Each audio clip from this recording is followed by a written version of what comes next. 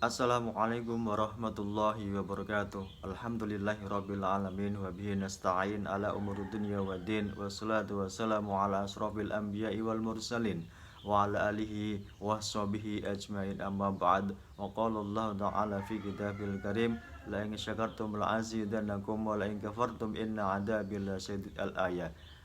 Yang kami hormati anak-anakku dan yang saya cintai anak-anakku, semoga kita dalam keadaan sehat walafiat dan bisa menghadapi masa pandemi ini dengan baik.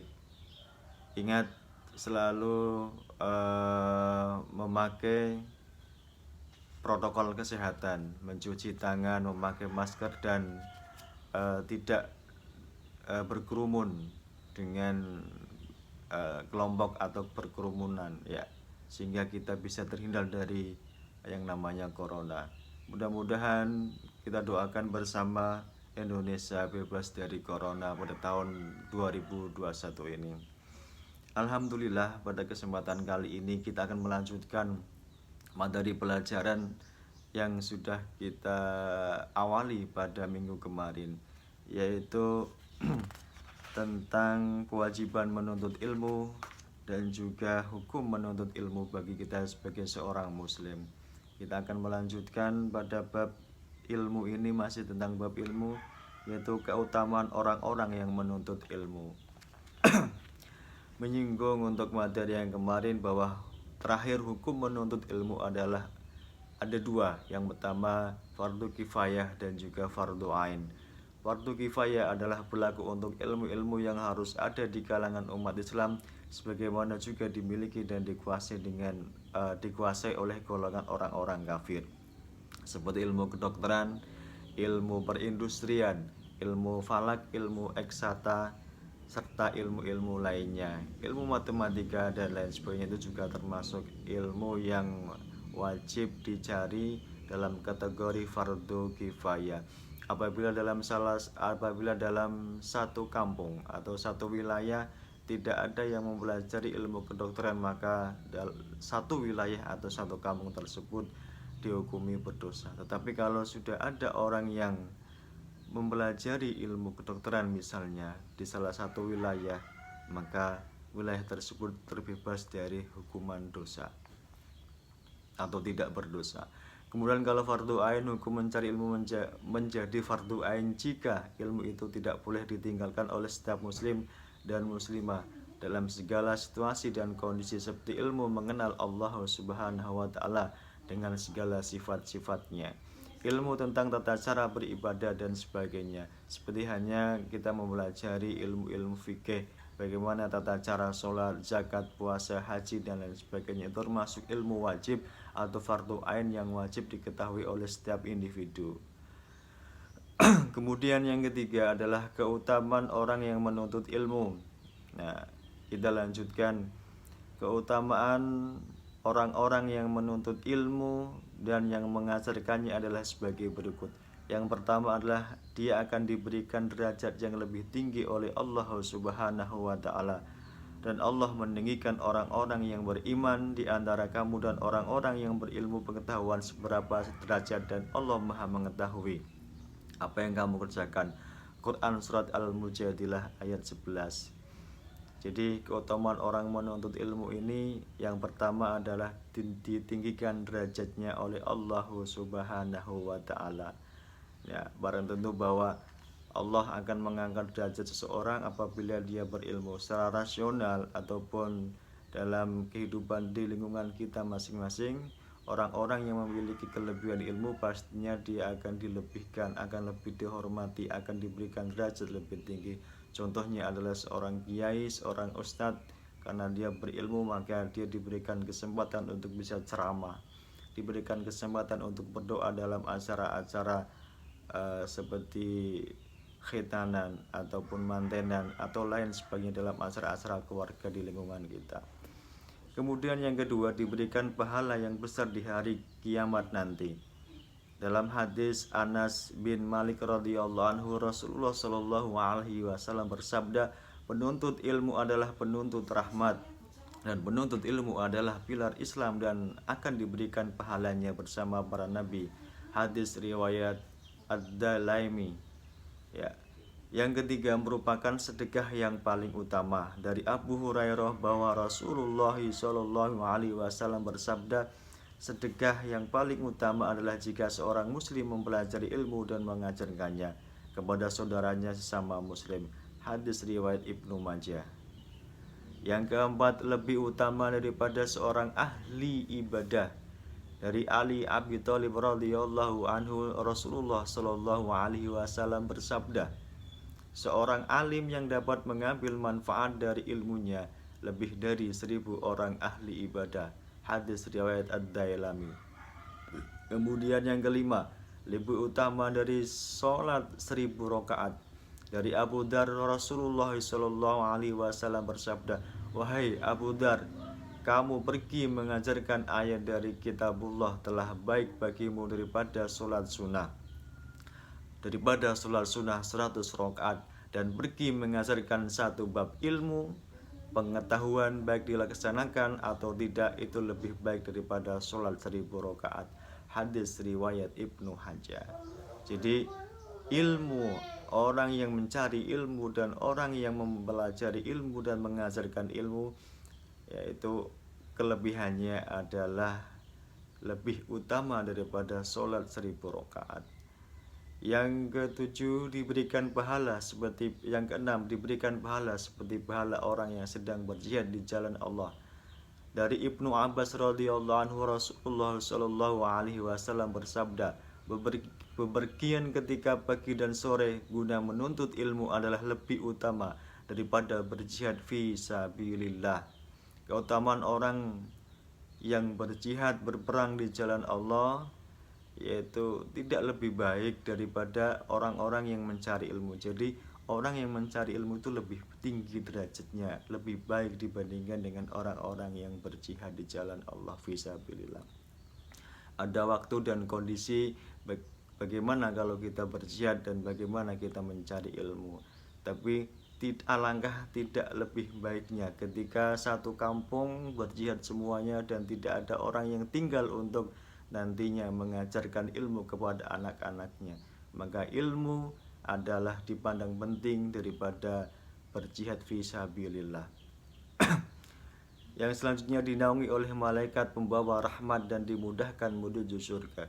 Dari Abu Hurairah, Rasulullah Shallallahu Alaihi Wasallam bersabda, tidaklah sekumpulan orang yang berkumpul di suatu rumah dari rumah-rumah masjid Allah Azza wa Jalla, mereka mempelajari kitab Allah dan mengkaji di antara mereka, melainkan malaikat mengelilingi dan menyelubungi mereka dengan rahmat, dan Allah menyebut mereka di antara orang-orang yang ada di sisinya. Dan tidaklah seorang meniti suatu jalan untuk menuntut ilmu, melainkan Allah memudahkan jalan baginya menuju surga. Hadis riwayat Imam Muslim dan Imam Ahmad. Dinaungi oleh malaikat pembawa rahmat dan dimudahkan menuju surga. Ketika dalam sebuah majelis taklim atau dalam sebuah majelis ilmu, maka rumah atau majelis tersebut akan dikelilingi oleh malaikat-malaikat rahmat dan didoakan oleh mereka, dan kita nantinya akan dipermudahkan jalan menuju surga Allah Subhanahu wa ta'ala. Kemudian ayat-ayat Al-Quran tentang ilmu pengetahuan. Dalam Quran surat At-Taubah ayat 122, Bismillahirrahmanirrahim. Wa ma kanal mu'minuna liyanfiru kaffah falaula nafara min kulli firqatin minhum ta'ifatul yatafaqahu fid dini wa liyunziru qaumahum idza raja'u ilaihim la'allahum yahdharun. Dan tidak sepatutnya orang-orang mukmin itu semuanya pergi ke medan perang. Mengapa sebagian dari setiap golongan di antara mereka tidak pergi untuk memperdalam pengetahuan agama mereka dan untuk memberi peringatan kepada kaumnya apabila mereka telah kembali, agar mereka dapat menjaga dirinya. Nah, kandungan ayat ini, dalam ayat tersebut Allah menerangkan bahwa tidak perlu semua orang mukmin berangkat ke medan perang. Apabila peperangan itu dapat dilakukan oleh sebagian kaum muslimin saja, tetapi harus ada pembagian tugas dalam masyarakat. Sebagian berangkat ke medan perang dan sebagian lagi tekun menuntut ilmu dan mendalami ilmu-ilmu agama Islam, supaya ajaran-ajaran agama itu dapat diajarkan secara merata dan dakwah dapat dilakukan dengan cara yang lebih efektif serta bermanfaat, serta kecerdasan umat Islam dapat ditingkatkan. Orang-orang yang berjuang di bidang pengetahuan oleh agama Islam disamakan nilainya dengan orang-orang yang berjuang di medan perang. Dalam hal ini Rasulullah SAW bersabda, di akhirat nanti tinta ulama ditimbang dengan darah para syuhada. Ternyata yang lebih berat adalah tinta ulama dibandingkan dengan darah syuhada. Hadis riwayat Ibnu Najjar. Tugas umat Islam adalah untuk mempelajari agamanya serta mengamalkannya dengan baik, kemudian menyampaikan pengetahuan agama itu kepada yang belum mengetahuinya. Tugas-tugas tersebut merupakan tugas umat dan tugas setiap pribadi muslim sesuai dengan kemampuan dan pengetahuan masing-masing. Karena Rasulullah SAW bersabda, An Abdullah bin Amru anna Nabiyya sallallahu alaihi wasallam qala balighu anni walau ayatan, rawahul Imam Bukhari. Artinya dari Abdullah bin Amr, sungguhnya Nabi sallallahu alaihi wasallam bersabda, sampaikanlah olehmu apa-apa yang telah kamu peroleh dariku, walaupun hanya satu ayat Al-Quran. Hadis riwayat Imam Bukhari. Apabila umat Islam telah memahami ajaran-ajaran agamanya dan telah mengerti hukum halal dan haram serta perintah dan larangan agama, tentulah mereka akan lebih dapat menjaga diri dari kesesatan dan kemaksiatan. Selain itu, dapat melaksanakan perintah agama dengan baik dan dapat menjauhi larangan-larangannya. Dengan demikian umat Islam menjadi umat yang baik, sejahtera di dunia, dan insya Allah nanti kelak akan di akhirat. Oleh karena ayat ini telah menetapkan bahwa fungsi ilmu tersebut adalah untuk mencerdaskan umat, maka tidaklah dapat dibenarkan apabila ada orang-orang Islam yang menuntut ilmu pengetahuannya hanya untuk mengejar pangkat dan kedudukan atau keuntungan pribadi saja, apalagi untuk menggunakan ilmu pengetahuan sebagai kebanggaan dan kesombongan diri terhadap golongan yang belum menerima pengetahuan.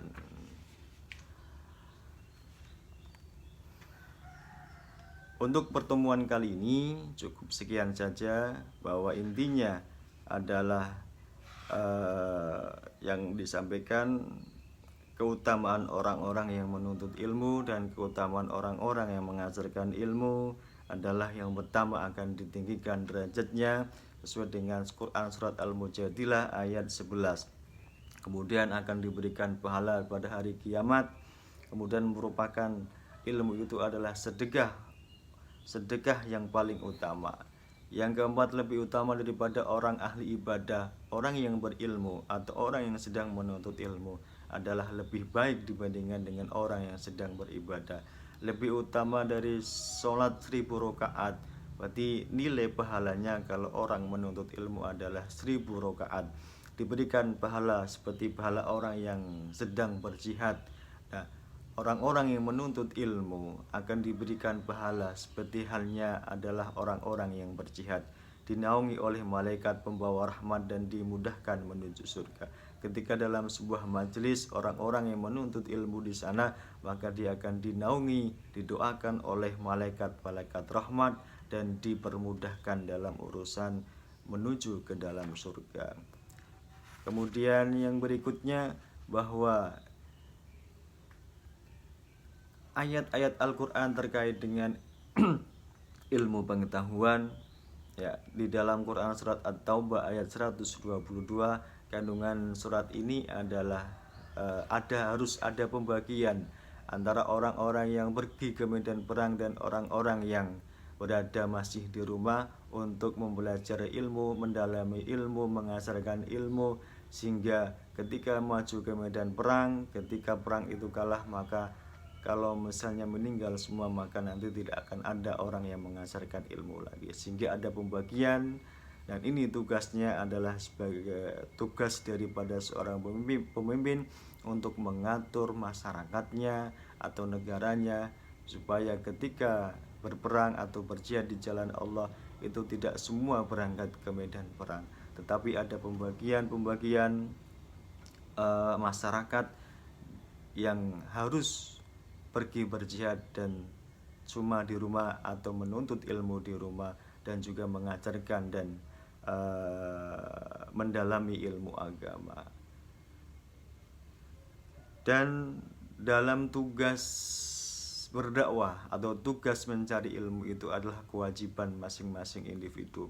Ketika seorang itu sudah punya ilmu, sudah mencari ilmu, maka tugasnya adalah untuk menyampaikan kepada orang-orang yang belum tahu atau belum mencari ilmu. Balighu ani au ayatan, balighu ani walau ayatan, sampaikanlah walau cuma satu ayat. Ini hadis dari Imam Bukhari menyampaikan seperti itu. Ketika kita sudah memiliki ilmu atau mempunyai ilmu, ya maka sampaikanlah kepada orang-orang yang belum bisa mencari ilmu atau belum bisa terkait dengan ilmu tersebut. Nah, itu saja yang dapat saya sampaikan. Mudah-mudahan bisa bermanfaat bagi kita semua. Jangan lupa ketika ada pertanyaan, tolong isi komentar di komentar. Kemudian yang belum subscribe, ya di subscribe di channel ini. Begitu saja saya akhiri. Wallahul muwaffiq ila aqwamit thoriq. Wassalamualaikum warahmatullahi wabarakatuh.